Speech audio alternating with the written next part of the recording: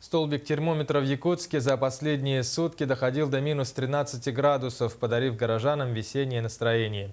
Действительно ли в Якутск пришла весна или это временное потепление, разбирался Павел Танин.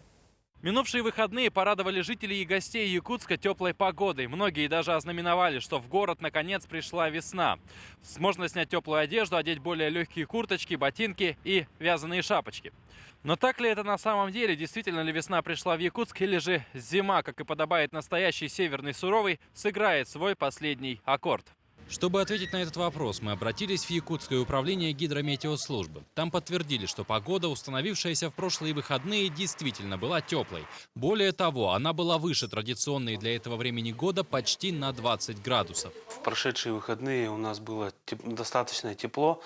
Дневные температуры были 13-15 градусов мороза, ну что теплее обычного на 14-19 градусов. Как отмечают синоптики, кроме прочего, такая погода побила исторические рекорды максимальной температуры для этого времени года. Однако утверждать, что в республику пришла весна, еще рано.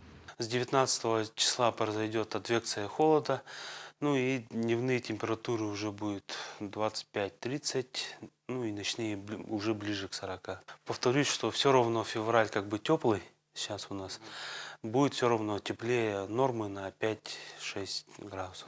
Естественно, человечество еще не научилось контролировать погоду, и любые прогнозы могут быть неточными. Поэтому возможно, что холода могут вернуться раньше 19 числа.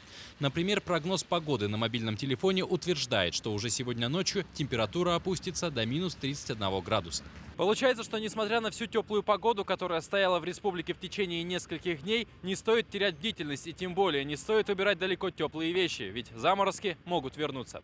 Павел Танин, Василий Слепцов, НВК «Саха», Якутск.